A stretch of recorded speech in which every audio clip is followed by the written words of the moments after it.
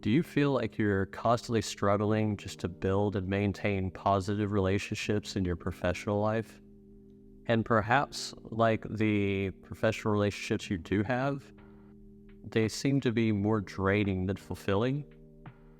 Well, if so, then this video is for you. And in it, I'm going to share some practical strategies that I've learned to help you strengthen your relationship management skills so that you can also maintain a positive balance in your professional relationships. But first, a fun fact. According to a study by Harvard Business Review, managers who were rated as great in relationship management were actually 40% more productive than those who were rated as average. But this benefit doesn't just apply to managers.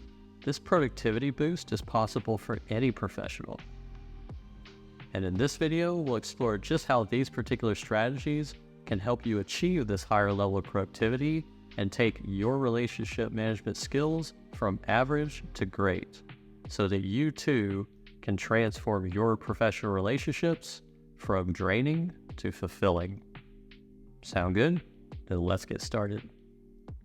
Now, I remember years ago when I used to constantly struggle with maintaining positive relationships with my team, my bosses, and my clients. And what I found was that maintaining a positive balance in my professional relationships was actually a lot like managing a checking account. And the problem I was having is that it felt like I was often making withdrawals from and rarely deposits into each account. But over time, I learned some strategies that turned everything around for me.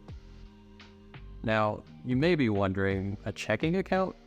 What does that have to do with professional relationships? Well, think about it this way.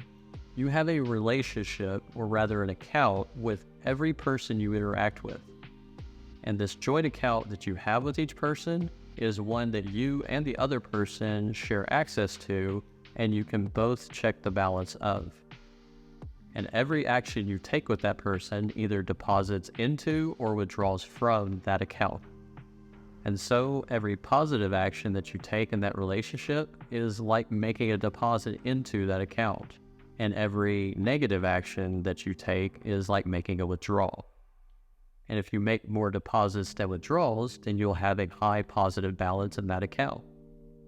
And having a high positive balance in that account makes it much easier to make necessary withdrawals in the future when you need to ask for support or favors. But if your balance is low, or worse, negative, or what's commonly referred to as being in the red, then it would significantly impair your ability to work effectively with that person because you can't get much out of an empty or near empty account. That said, now that we have a better understanding of how our relationship accounts work with other people, let's discuss 6 ways that we can keep a high positive balance in each account. And number 1 is don't make excuses. Taking responsibility for your actions and decisions is crucial in maintaining trust in a relationship. So if and when you make a mistake, own up to it, apologize, and find a way to make it right. And this shows your integrity and willingness to correct anything you may have done wrong. And furthermore, learning to not make excuses for what happens makes it much more likely that you'll proactively find solutions to problems that arise, and thereby be able to make more deposits into those accounts. Which brings us to way number 2, underpromise and overdeliver. So basically, set realistic expectations, but then exceed them. For instance, if you promise someone that you'll finish a task by Friday, aim to have it done by Thursday, but don't tell them that that's what you're trying to do. And you would do this for 2 reasons. The first is that underpromising ensures that you'll have enough time to complete the work in case anything unforeseen arises in your schedule.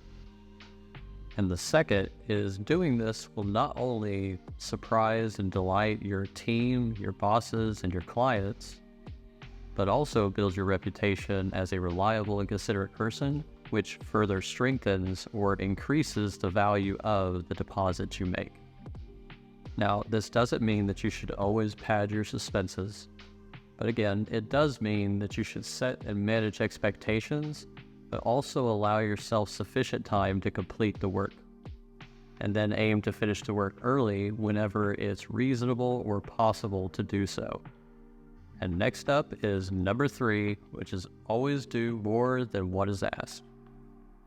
And this simply means going above and beyond in your efforts. And remember, it's not just about meeting expectations, but also about exceeding them whenever possible. For example, if you're asked to do a report for someone, don't just do the bare minimum. Add extra insights, make the presentation more engaging, or provide additional resources. This shows your commitment and dedication to your work, along with your consideration for those that are receiving the products of it. And this can also help you stand out and build even stronger relationships. Now, number 4 is be responsibly transparent with people. And what I mean by responsibly transparent is being open and honest in how you communicate, but doing so in a way that is respectful and considerate of other people's feelings and perspectives. And remember that transparency also builds trust and it fosters better overall communication. And number 5 is build rapport with your team, bosses, and clients. And keep in mind that building rapport is more than just about being friendly. It's also about understanding other people's needs, perspectives, and challenges, and then doing your best to find better ways to support them. And this can mean taking the time to listen to your team's ideas, regularly checking in with your boss to align on expectations, or simply going the extra mile to meet a client's needs. And by building rapport, you can create even stronger and more positive relationships. And lastly, number 6 is touch base regularly with your team, bosses, and clients. And the thing to keep in mind here is that regular communication ensures that you are aligned with their expectations. And it provides more opportunities for you to demonstrate your commitment and initiative in helping them reach their goals, as well as encouraging them to help you reach yours. Plus, it gives you another opportunity to discover more ways to improve your service or product and thereby strengthen your personal brand, since those you work with may not often be able to find the time to get you the necessary feedback for you to do so. That all said, these can help you maintain a positive balance in your relationships and become a much more effective professional. Now, I remember when I first started implementing these particular strategies in my own professional life years ago. I almost immediately went from feeling frustrated and drained in my relationships to feeling fulfilled and actually energized. And I also started receiving more support from my team, bosses, and clients. And I even got recognized at times for my improved leadership skills and stronger professional abilities.